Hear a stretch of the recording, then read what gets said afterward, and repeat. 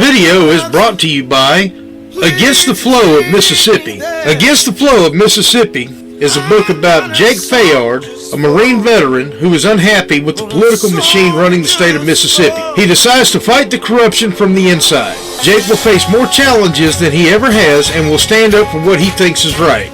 His notoriously hot temper will push him to the edge of murder, along with his friend and brother Kobe Barhanovich. Together, they will fight the system and give the power back to the citizens of Mississippi. Against the Flow of Mississippi was written by Anthony Oksenholt and was published by Oksenholt Biloxi Publishing, LLC. A link to the book will be placed in the description below. Yeah, this a revolution in our time. Everybody's fighting, change coming, yes. That's why it's an acronym for riot. Everybody has a voice. Don't you dare stay silent. If you say nothing, you are an accessory to violence. They've had their say. Seems like they've had that kind of say around here for too long. I had to stand up for myself alone. I went in there to remind them that somewhere in this world there's still a little order left. To let them know in the only kind of terms that their kind understand is that they can't bribe or threaten their way out of what they did. Let them do this to me and get away with it, and you give them the eternal right to do the same damn thing to any one of you.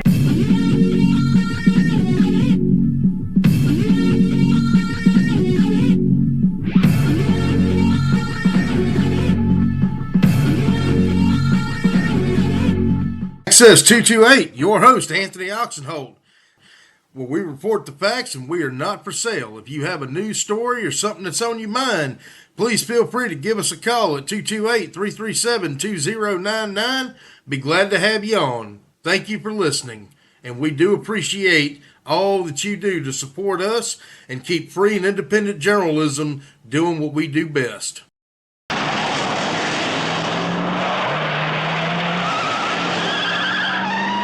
You done. Come on. Hey, I'll give you a kiss. No.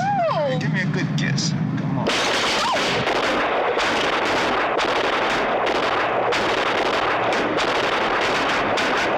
Buford, where did it happen? In the state of Tennessee. All right, y'all. Good morning. Good morning. Good morning. Going to do something a little special here on Access 228. Your host, Anthony Oksenholt. I'm going to reach back, way back about 58 years and bring y'all on a little trip down memory lane. If y'all saw the intro, you may recognize the movie. If you're old like me anyway. If you're young, go watch it. The name of the movie is Walking Tall. Not the one with The Rock. This is the one with Jodan Baker. I don't think The Rock was even born when this movie came out. He was very young. I think the movie came out in 1973. But it was about a sheriff in McNairy County, Tennessee, named Buford Pusser. And the movie's bullshit. Straight up bullshit. We're going to delve into that. Right now, I'm kind of doing a little unauthorized collab, if you will, with my friend Mike Elam, who has been investigating the Buford Pusser legend for years, and he actually, I've been in contact with Mike since about early 2021, and he opened my eyes to quite a bit. I want y'all to watch the next segment. This is his video. And then we're going to delve into it. And we're going to get into why I think it matters. And why I kind of take this kind of stuff personally. So, just take it away, Mike.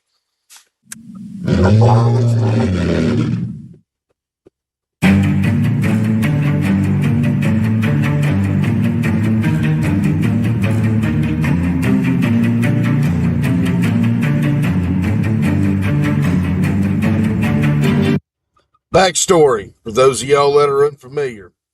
On August 12th, 1967, it was alleged that the High Sheriff of McNairy County, Tennessee,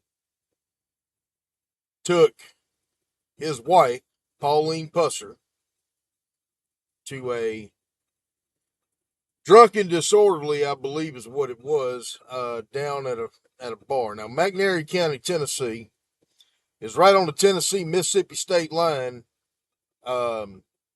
just north of Corinth. If y'all know where Corinth is, up the northern part of the state, you go up Highway 45, you're in Tennessee. Now I've been to that area quite a bit. My current job takes me to Counts, Tennessee, quite a bit, which is not far. I used to have a friend of mine that lived in Raymer, Tennessee. I've been all up in that area. Beautiful area. Probably, if I had to be honest, that's probably about my favorite part of Tennessee. I'd never live up there, but it's not a bad area.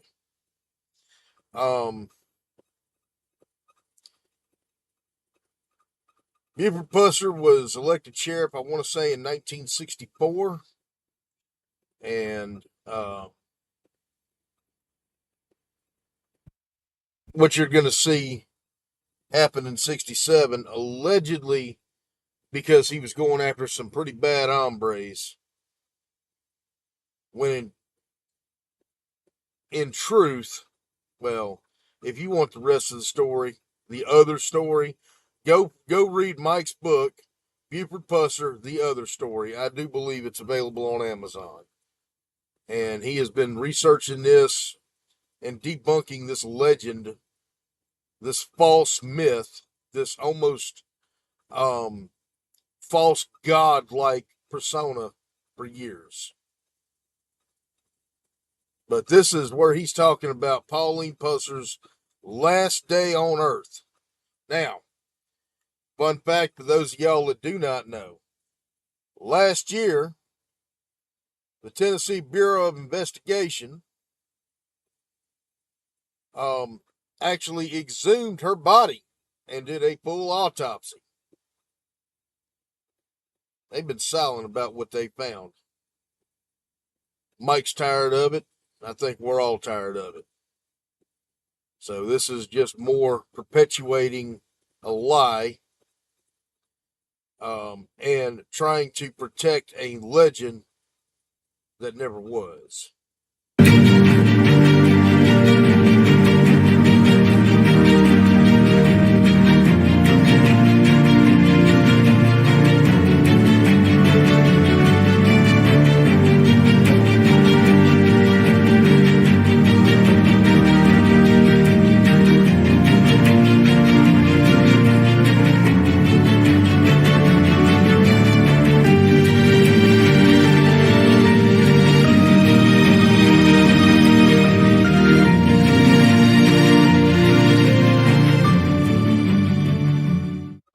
Pauline was murdered on August 12th. She was killed by gunshots allegedly meant for her husband. Sheriff Buford Pusser of McNairy County, Tennessee. He became famous because of the 1973 hit movie Walking Tall. Pauline has basically been forgotten, her death overshadowed by his fame. Regrettably. Her murder was never solved. The information and evidence in her murder has always been in plain sight. I do want to mention this real quick too. Allegedly, her murder has a Biloxi connection. Allegedly.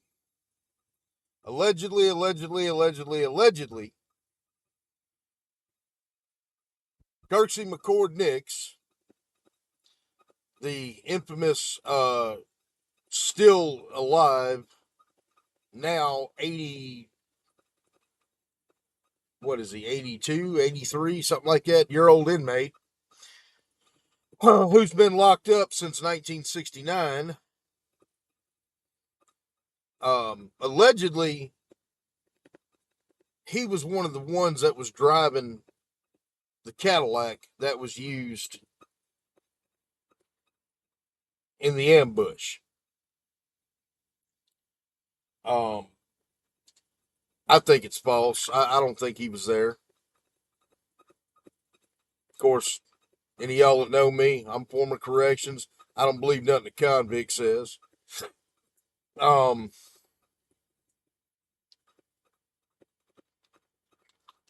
so if somebody was to walk up and ask him,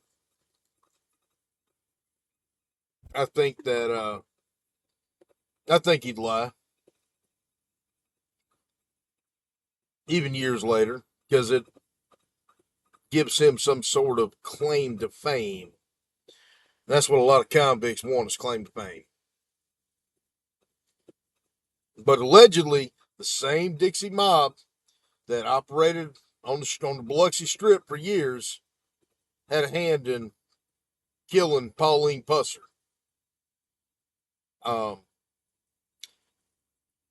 I think Mike does an excellent job of proving it's false. The year Pauline was murdered was 1967. That was 58 years ago. Buford's law enforcement career, and more specifically, Pauline's murder, began as an interest of Mike's. This interest became a hobby, I think it became a which full-time evolved job. into a cold case investigation. And finally, a mission. 58 years is long enough to wait. This is the New Hope Methodist Church where the alleged ambush party was thought to have waited for Buford that morning.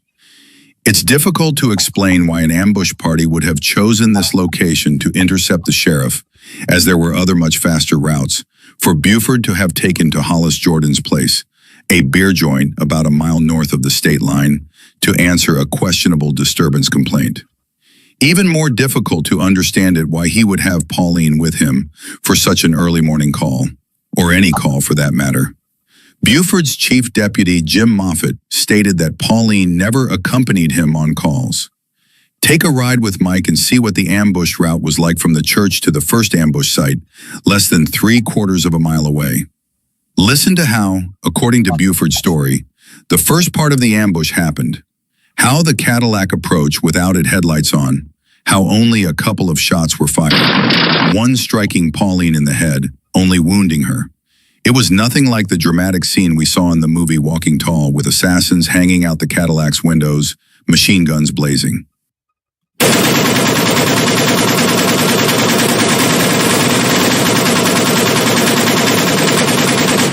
While the road has a blacktop surface today, it was just a gravel road, with no homes, lights, or road signs along the way. Pulled out onto New Hope Road without the use of their headlights and pursued Buford and Pauline. Now, there were no houses down here, no street lights, no road signage.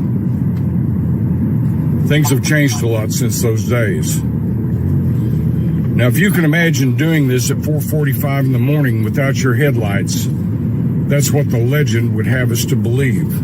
Now, Buford claimed that he was going 45 to 50 miles an hour down through here. And of course, he had the benefit of his headlights. Now, the ambush party would have had to accelerate at a very high rate of speed in order to catch him by the time that we reach the first site where the first shots were fired.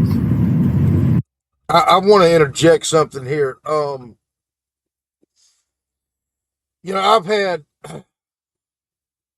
the king of owning clunkers, hoopties, POS vehicles. Hell, I own one now that I'm restoring. And I know we've all got spoiled with fuel injection, and you hit your gas and you get your car revving over about $3,000, it's gonna go. Depending on what kind of car you got. And he mentioned Cadillac, which allegedly is what they were chasing him down in, was a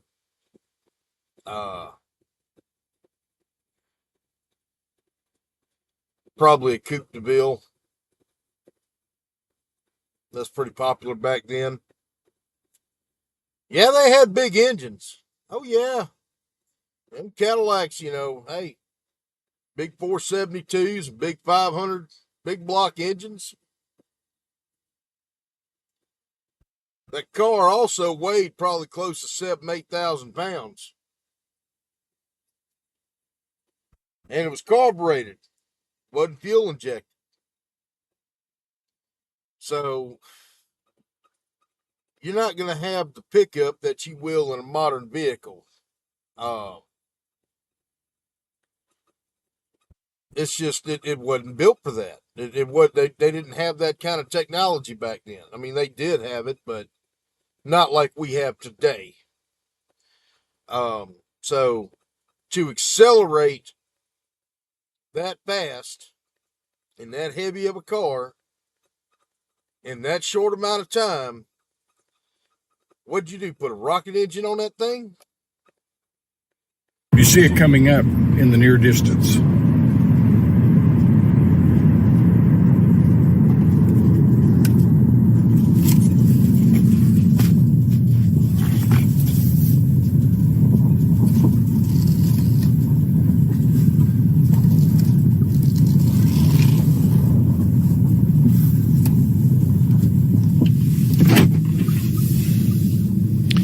Okay, this parking lot here at the church is where they were said to be waiting for Buford. Now here, I'm pulling out onto the roadway, but I've had to turn my parking lights on already because I couldn't see the road. Now that does help illuminate the center line, which wasn't there back in the day. Now, it's actually closer to 5:15 than 4:45. And you need to keep in mind that back in those days, there were no houses, no lights, no road markers. Made it very hazardous to try and drive in this area, especially if with your lights off. And I have seen people say, well, Buford had his lights on, so they could have used his headlights. Yeah, maybe, except the fact that, and I've had a couple vehicles made back in the 60s. They didn't have LEDs or HIDs back then like we do today. So it would, in my opinion, and I've got really good eyesight. I mean, I've made it into my 40s without having to wear glasses. I would venture to guess that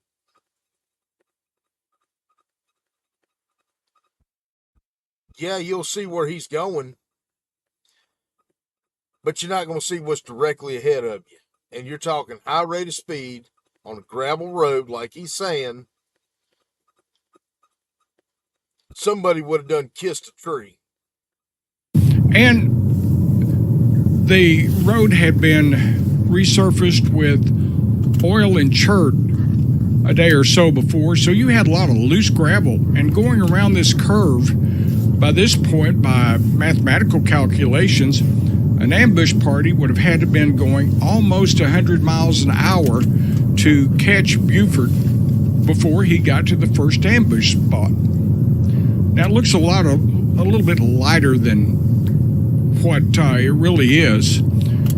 I don't know why, camera setting or something, but it was so dark that my top speed, even using my parking lights as I am here, I reached 32 miles an hour. And that certainly wouldn't have been fast enough to catch Buford, who said he was going 45 to 50. And you're already seeing the ambush site coming up just beyond that road sign there. And of course, all this was gravel back then. It was not blacktop as it is now.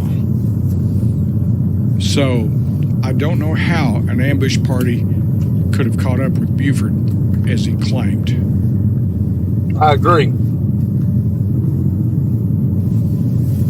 Now, Buford would go on to say that the Cadillac approached him along about that little bridge back there, fired 2 shots, one striking Pauline in the head.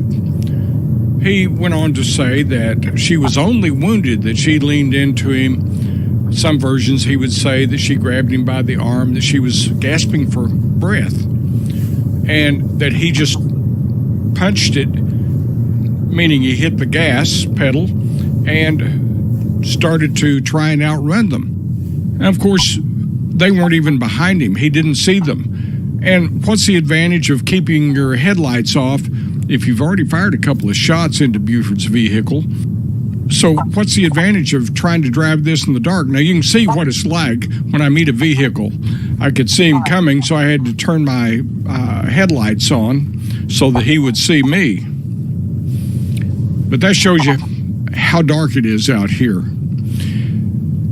At any rate, he said he tried to get to his sidearm, but her weight leaning into his body made it impossible. Now, I don't know how a man the size of Buford, an athletic guy who had been a wrestler, claims that he had been in the Marine Corps. I'm not sure how he could say he couldn't get a woman Pauline size off of him so he could retrieve his gun.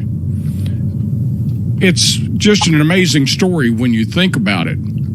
So many contradictions here that it just seems like it's impossible. Now, I might add that it's 2.1 miles from that first ambush site down to the second ambush site. And by now, he is blazing along, whereas I'm going roughly 30 miles an hour.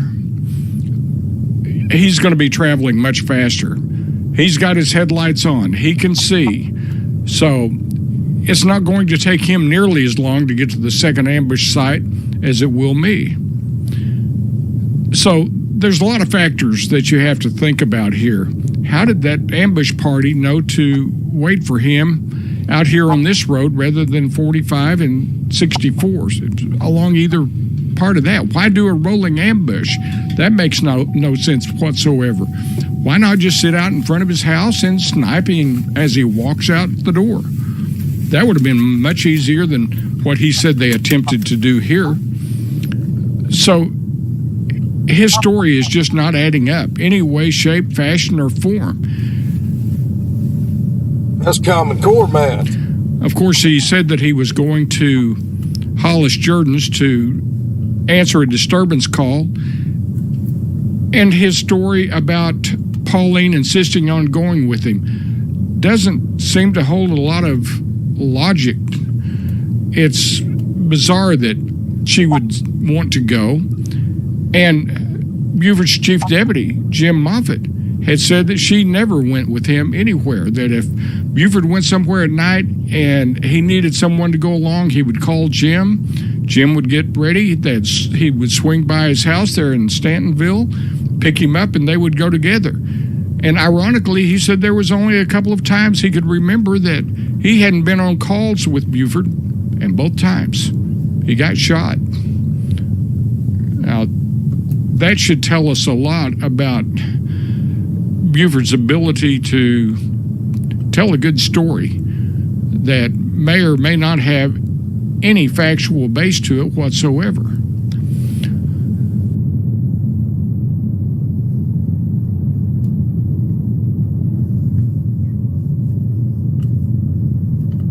Now, here comes another vehicle, so I've had to turn on my lights again.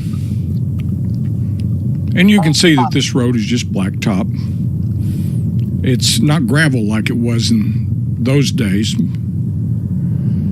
Of course, I turn my lights off except for my parking lights. I keep those on so I can see the center line, because I don't want to run off the road. And of course, there are people that will insist that if you knew this road as well as some people might, that they could have accomplished this driving it at high speeds with no headlights. Okay. You know what? There are roads in Biloxi that I could probably drive blindfolded. Middle of the dark, no headlights. Yeah, I've known them my whole life.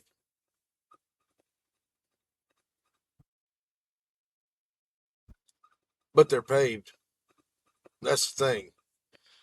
When you look at what we call in an investigation, you have to look at the totality of circumstances.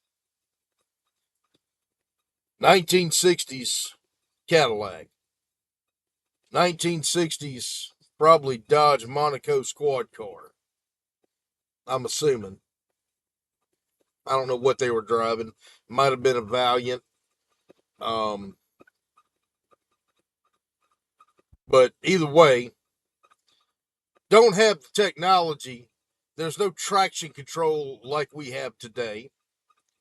You're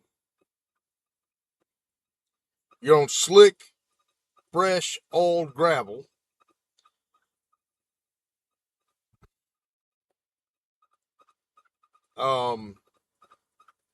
You're at a high rate of speed, no headlights. You're shooting out of your vehicle.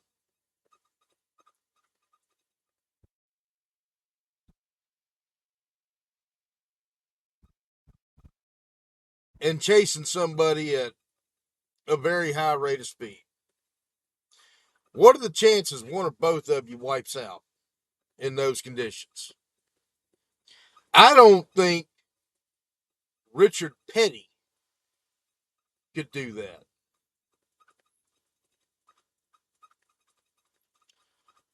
Dale Earnhardt couldn't do that. Some of the best drivers in the world could not do that. There's no way, in my opinion, unless you're very, very lucky. Now, I've known some talented wheelmen in my life. But you got to have a whole lot going for you to not make out with a pine tree. But now here we're approaching the second ambush site, and this is the site where he said Pauline was killed.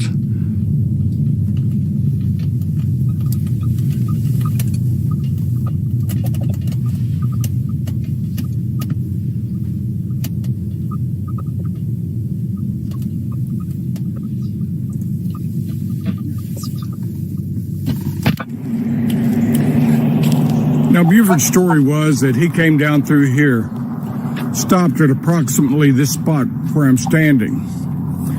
He said he stopped to check on Pauline, that he opened his door, started to get out and go around the car.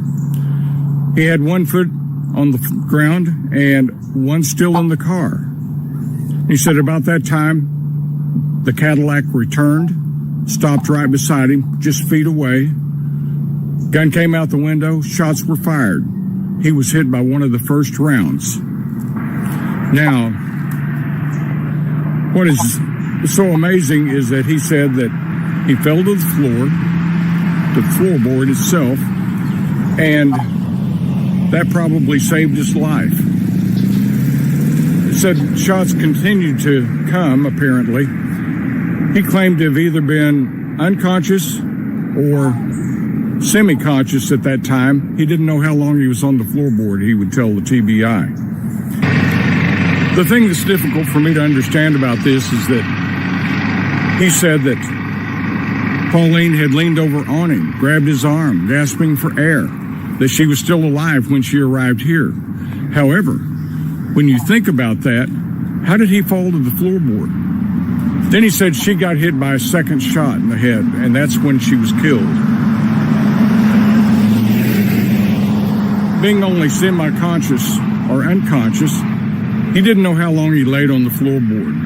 He said when he came to, he reached over, grabbed the steering wheel, pulled himself up, and as he turned and looked at the car parked beside him, they were still there. Gun was still out the window. He said he reached out, grabbed the barrel of the rifle, and struggled to hold on to it as they drove away. And he lost the rifle barrel. All one needs to do to figure out what the real... Okay. Buford Pusser was a big old boy. He was like 6'6", and I don't know what he weighed. He wasn't no little dude. He dwarfed my ass. I know Cadillacs got nice floorboards. Well, no, he wouldn't have been driving a Cadillac. He'd been driving his I'm assuming his squad car. So even a Dodge Monaco's got a pretty good floorboard, but I don't think it'd hold his big ass. That's just my opinion. So I'm kind of calling bullshit here. Story probably is to just follow the chain of witnesses, people that were never interviewed or were allowed to give a statement to the TBI back in 1967, as far as I know. People like Shirley Smith and Barbara Bivens, who said that they overheard Buford in the parking lot of the Old Hickory Grill threatening Pauline's life just hours before she was killed. There was Dennis and Johnny, Dennis Hathcock and Johnny Harrison, who'd been following Buford around that night just for the fun of it. They were teenage kids. They didn't have video games back in 1967 like we do now. Okay. I do want to mention something about Hathcock. That is an interesting name, and the name Hathcock, if y'all start looking into this Buford Pusser stuff, Hathcock's going to come up quite a bit. And Buford allegedly killed and had a, I think it was W.O. Hathcock he killed, maybe, I believe. Sorry, it's like 6:30 in the morning, so my recollection may be a little fuzzy, but either way, you're gonna hear and see if you start looking into this case, and it's an interesting case for anybody who wants to look at corrupt law enforcement, cold cases in the South back then, in an era where corruption, and I'm going to get into more on this later in the video, but it's an interesting story, and you'll hear a lot of the names. Of course, it's a small town. McNairy County today, 50, 60 years later, is still not that big, population-wise. It's grown some, but, you know, when you're in a small town, you're going to run into people that you know. And this is where a lot of Mike's detractors come in, and they'll say, well, you talk to Dennis Hathcock, and you talk to all these other people who hated Buford. No. Mike talks to everybody. Mike will sit down because Mike is an investigator. He's former law enforcement in Arkansas. He knows how to investigate a crime. And he's damn good at it. He's going to talk to everybody, and then he's going to come up with what makes sense. Occam's razor. Y'all figured it out. So that was one of the pastimes that a lot of the kids engaged in. They were in Eastview when they observed Buford in a gun exchange with a car with Oklahoma tags. Then there's Levon Plunk, Pauline's best friend, the wife of Deputy Petey Plunk, who had taken Pauline home that night to get the kids and her personal belongings. Pauline had been staying in a motel in Savannah at one time just so that she could be away from Buford. And while Levon was waiting, she saw Buford come home, go in the house, and then she said she heard a single gunshot. Didn't know who she could talk to, didn't know who she could call. So she just went home and was dwelling on this when Petey called and said, well, Pauline just got killed in an ambushment for Buford. And then there's the county coroner, Ward Moore. He had the power to arrest Buford if necessary. That was just the way that the chain worked over there. And he told me that he had received a call from Carl Pusser, who was working the jail that night, dispatching, and he was the jailer. And he said, Carl told him, you need to get over to Buford and Pauline's because they're in a big fight and they're about to kill each other. Well, he went over there, but when he arrived, they had already gone. He did say he saw a couple of droplets of blood down on the carpet, not like blood spatter from a high-velocity impact, but more like somebody had probably been hit, had a busted lip, a bleeding nose. Who knows what blood droplets were from, but there wasn't much he could do. They were gone. Then there was Diane, who was there that night. She said that she had heard Buford and Pauline arguing out in the living room. And being afraid of Buford herself, she didn't want to go out there. And she heard a pop. That's all she described it as, was a pop. Said a little bit later, she hears the front door open. She looks outside her window and sees Buford carrying Pauline and putting her in the car. And then there's the odd route that he took to go to this alleged call that he got around 4 a.m. to the state line to Hollis Jordan's place, a beer joint, about a mile north of the state line. And he goes down this convoluted system of roads. I mean, nothing about Buford's story makes sense. And then when you look at photographs of the car, the blood evidence, that doesn't match Buford's story. There's just so much here that's not right. And yet, Pauline died. They made a big deal out of Buford. He becomes a national hero. He's going to play himself in the second Walking Tall movie. And then he kills himself as a drunk driver in an accident on Highway 64. It's sad to know that Pauline died for nothing, and she deserves justice, and she deserves to be remembered, not Buford. So, here's a little tribute to Pauline.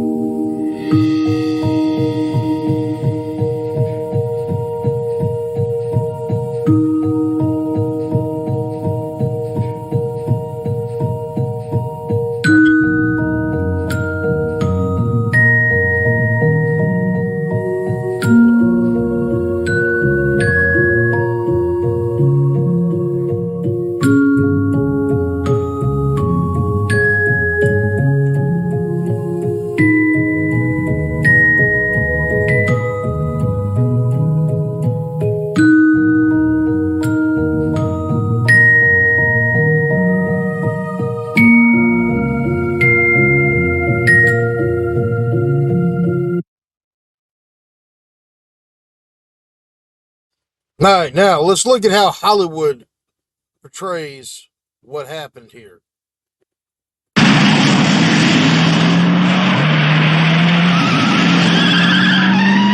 You did. Hey, I'll give you a kiss. No. Give me a good kiss. Come on.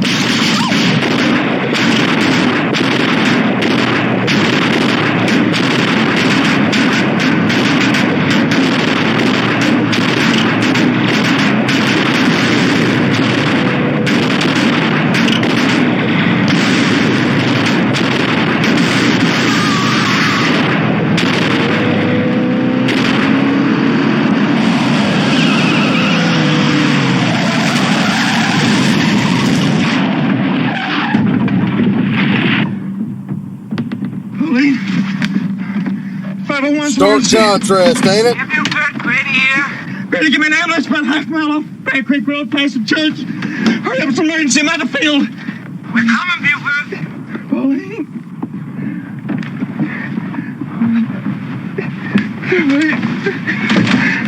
Let's look at the differences, and I know Hollywood's bullshit, but let's look at the differences here. 4:45 a.m. Well, that's broad daylight. Okay. 2 cars. Allegedly, he shot at least one of them. This is the scene that made this man famous.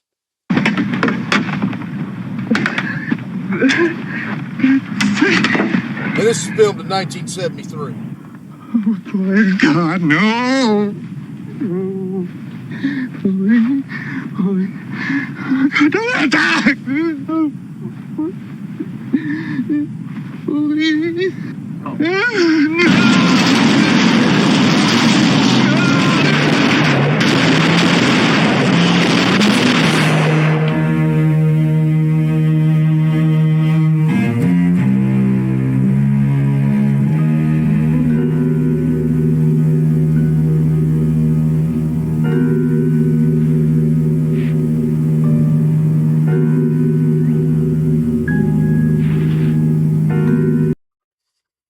All right, y'all. So, let me answer a burning question. In 2025, does it matter? Yes, I believe it does. Let me tell y'all why. This son of a bitch right here on the screen, right here, right here,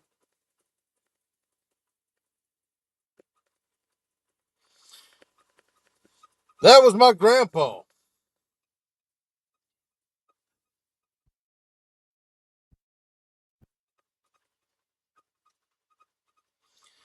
There's him here, 1964.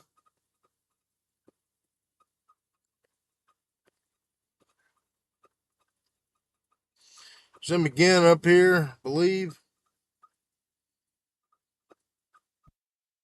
Could be wrong. I can't really see it. 79. And this is what he did. Judge suspends man's sentence in an assault case.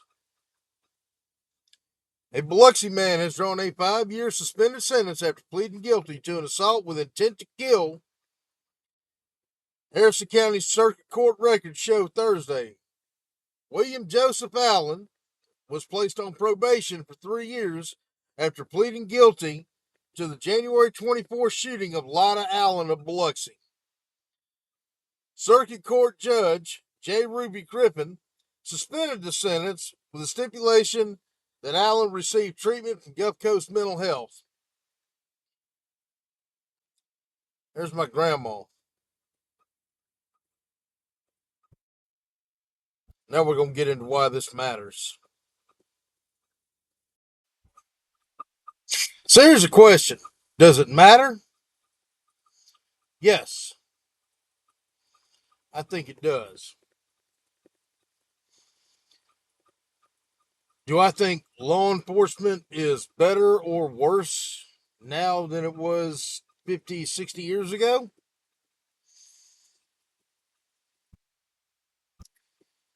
That's a hard question to answer.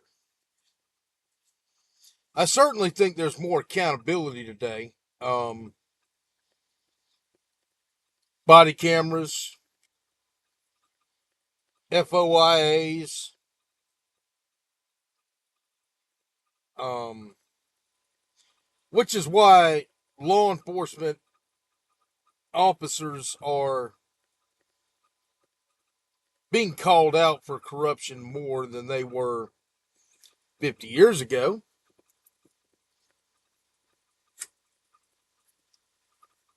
I don't think all cops are bad. I don't think all cops from that era were bad. I think of a damn good one by the name of Rex Armistead. Now, he had his bad faults. Rex Armistead investigated a lot in Mississippi. He was a Mississippi Highway Patrol investigator. Um, Investigated some of Buford's activities on the state line, and he has been quoted. I don't know if this is true or not that he actually said this, but said that Buford Pusser would steal a hot stove and then come back a week later and try to steal the smoke. Sound like something Rex would probably say. I know Rex blew the lid off the Sherry murders. A lot of people went to prison. I'm not going to get into that. Another, Anthony, you're dipping back into the past. Well, I am a historian. I am a student of history. Um, but Rex was not perfect or without flaws himself. It is what it is. There was some people in law enforcement back then that were fucking horrible. As illustrated in the last part of the video, my own grandfather was a disgrace to a badge that 30 years after his death I would wear.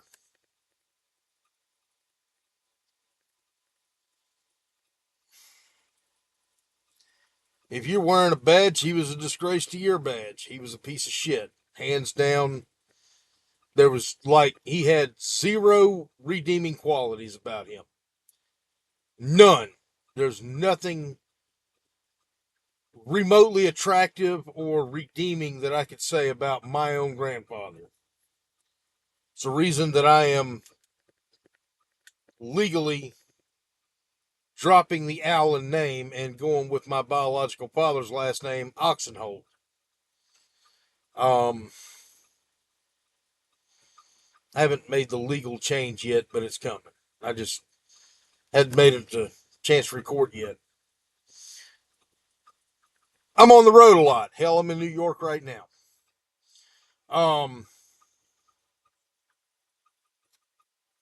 It is on my list to do by the end of the year, though. Buford Pusser. He was hailed as a fighter for the law. He was portrayed in videos to be something that he really was not, by his own admission.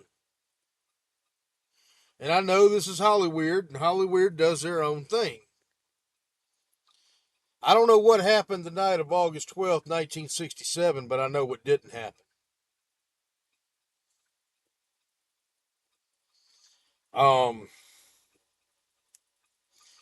I know what did not happen that morning. I think we all know it. Mike Elam has done a great job of proving it.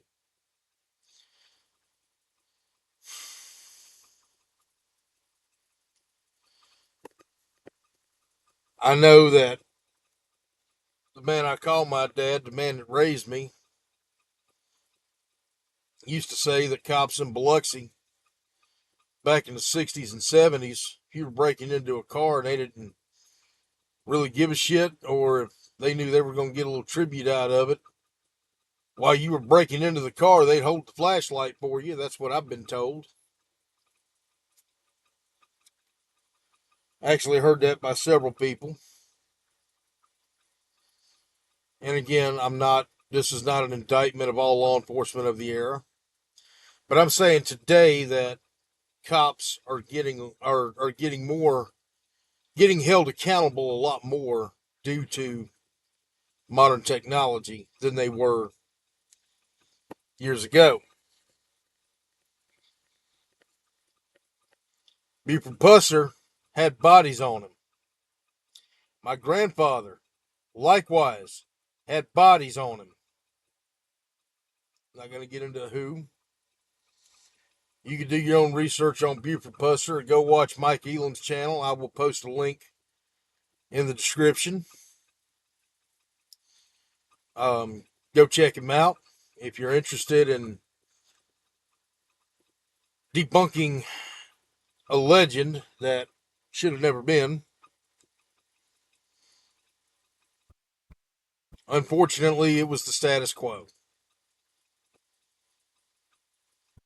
It's like, what do you do with a son of a bitch who's already got a life sentence? Well, what do you do when somebody who's corrupt is in possession of a badge that is supposed to uphold the law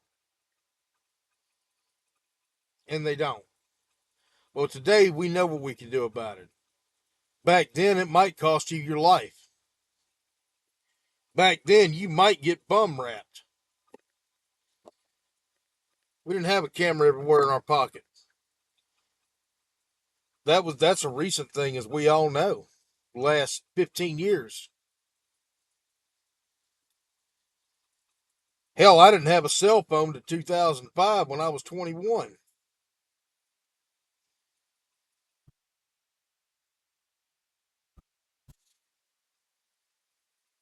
But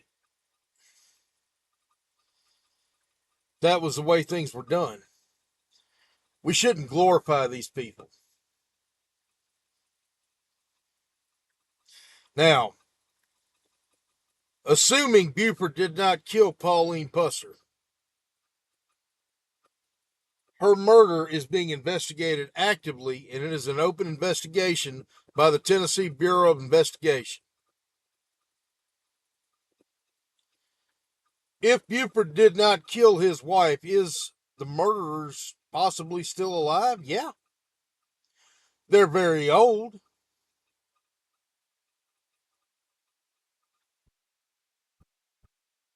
They're probably one foot in the ground, another one on a banana peel.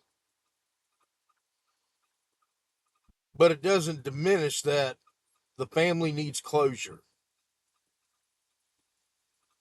And it also doesn't diminish the fact that Buford Pusser is held in such high regard in that area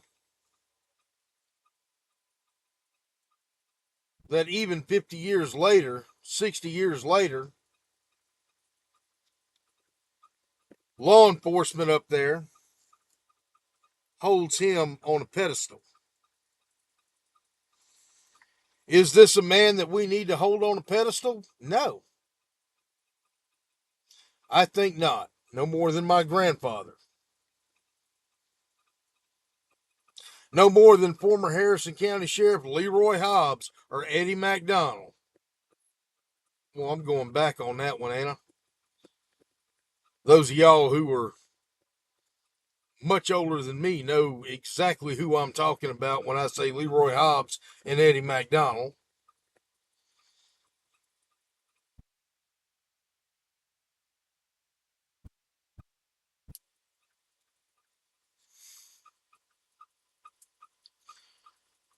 The Adam 12 cops that were shown of that era, unfortunately, in small towns, didn't exist.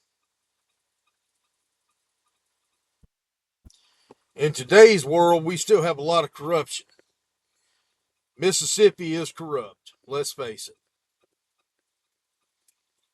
We've been called the most corrupt state in the Union. Hell, I wrote a whole book about it. And it's unfortunate. And we need to change this. And I want it changed.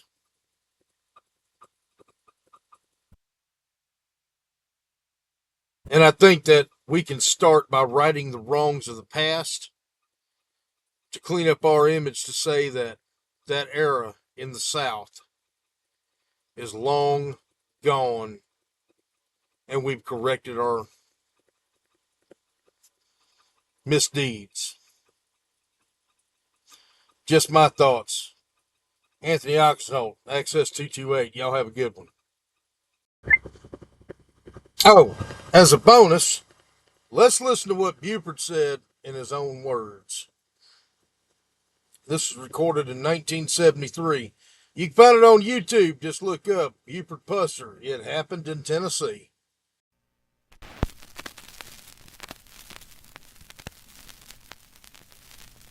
Buford, where did it happen? In the state of Tennessee.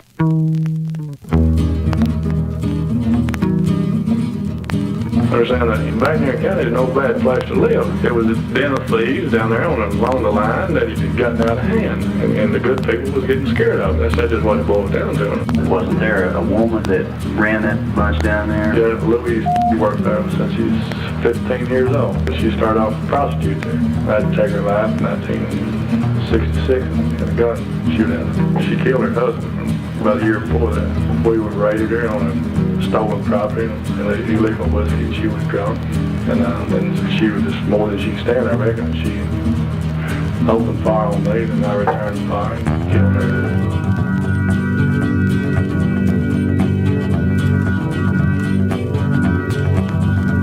Was there any revenge by any of her people? Well, yeah, this co-ed, he was responsible for a lot of the action that went on there. He was just around where I was.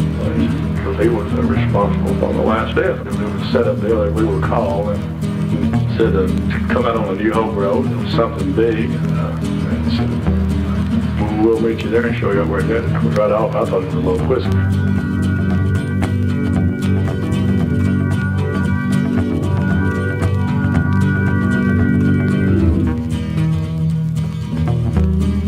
Apparently they were hiding behind the New Hope Church.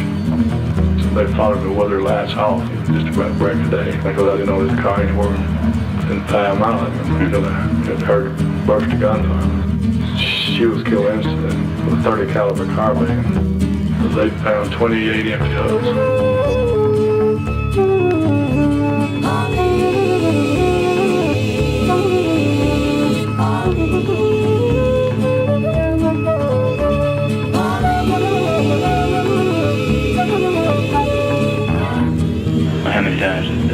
Were you hit? I think two. Then they sent me on the Memphis because they thought I was going to die too. They sent me to Memphis to do that. En route to Memphis, seemed like everything completely went out of my mind. I wasn't worried about anything. The whole thing was just a rosy fucking picture.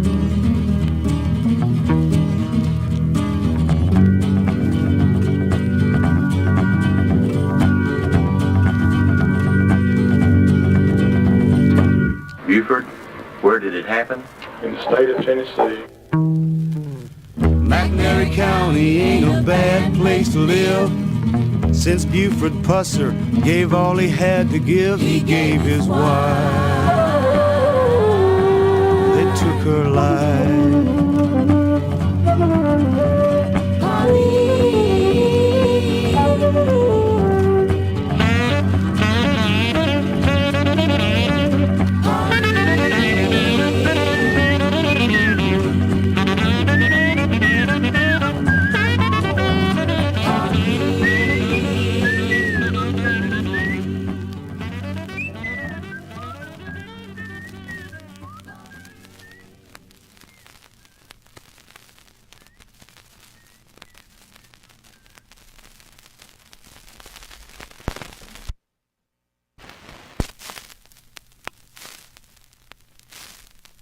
Raw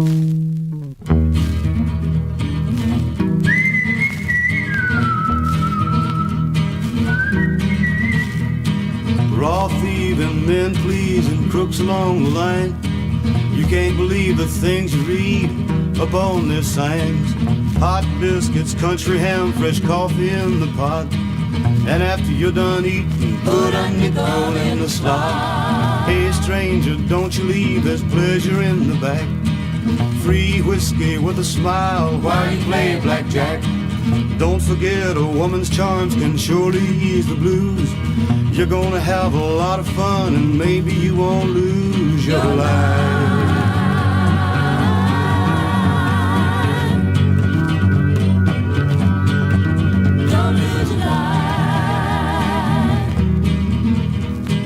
One day the man came home to settle with his wife. He brought his kids and bought a home to start a brand new life. Violence was in his past and Jesus was his savior, till they beat him up and threw him out and changed his whole behavior.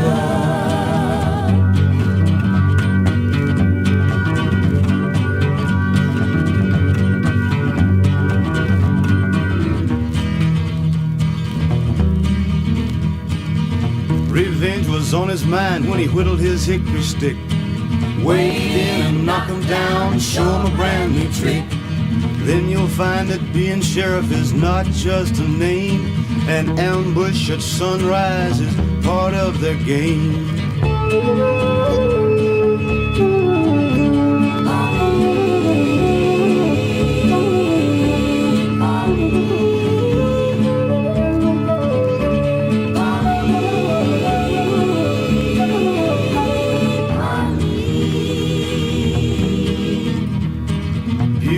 How does it feel without a wife at home? You gotta raise your kids and fight your battles all alone. We know you got Louise, an old towhead by the way, but won't there be some more to fight you come election day? And who will win?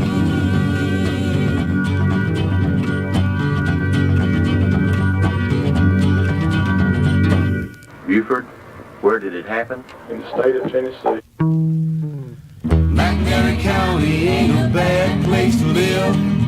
Since Buford Pusser gave all he had to give, he gave his wife.